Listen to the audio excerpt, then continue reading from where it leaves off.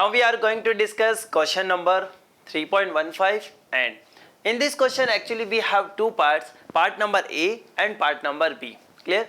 In part number A it is given to you 6 lead acid type of secondary cells, each of EMF 2 volt and internal resistance 0.015 ohm are joined in a series to provide a supply to a resistance of 8.5 ohm.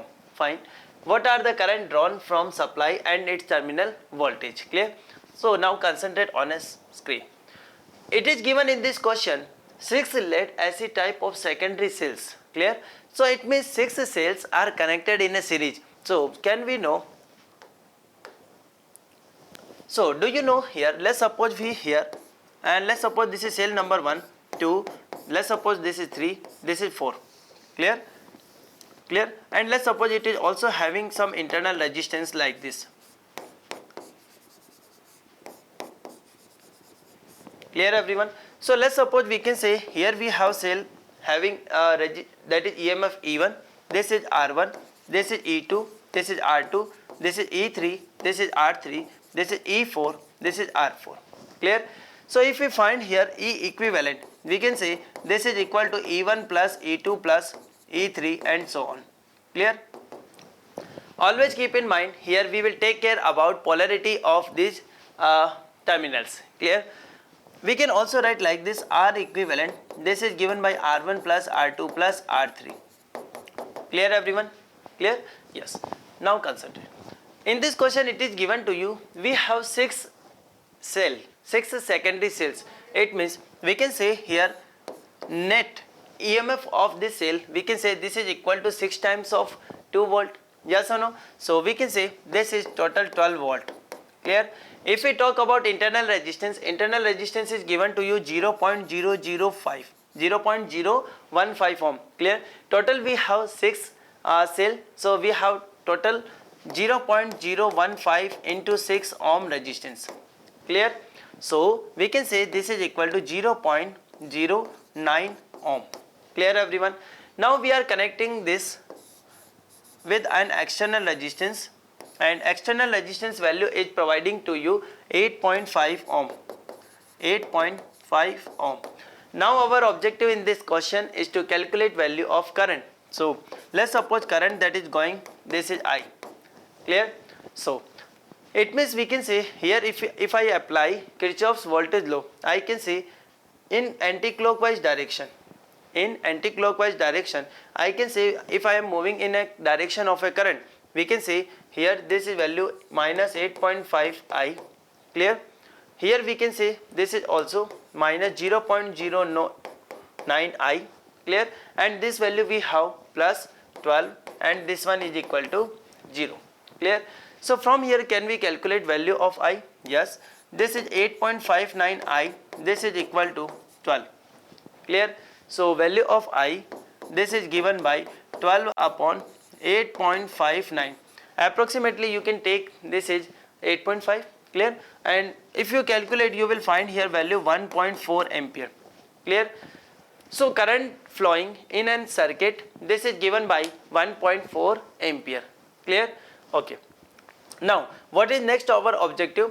Our next objective in this question is to calculate terminal voltage. Clear?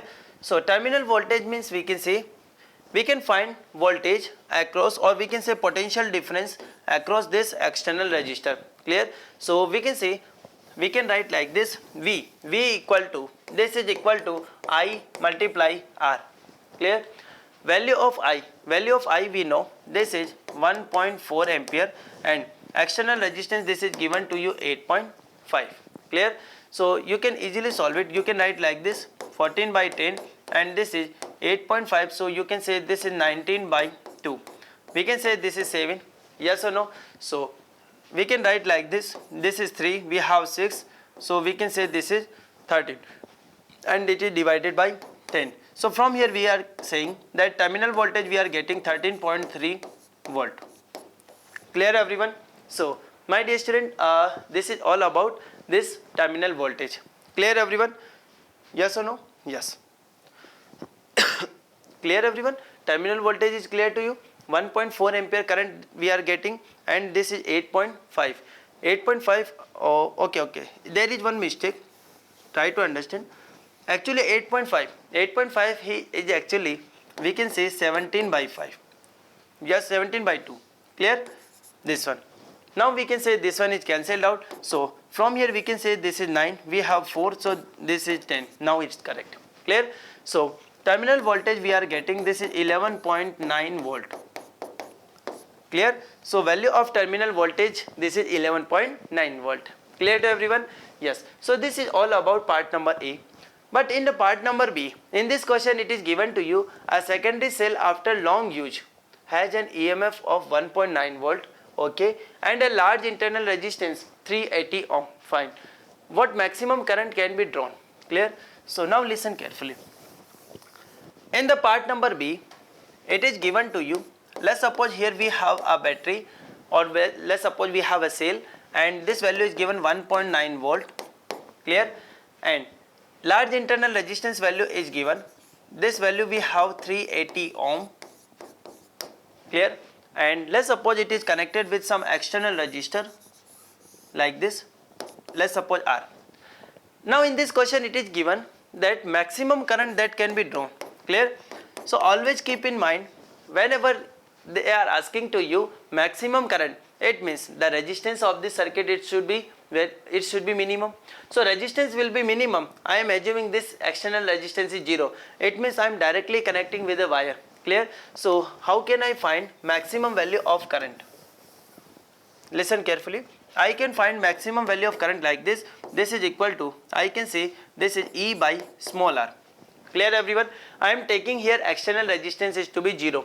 So value of E, we can say this is 1.9 divided by this is 380. Clear? So now we can say this is equal to 19 by 38 into 100.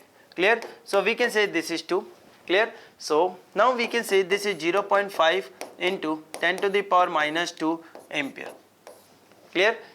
0.5 into 10 to the power minus 2 ampere.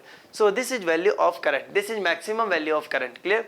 Now one more part is asking to you, this current is enough, or we can say this current, this maximum current, it can drive starting motor of a car?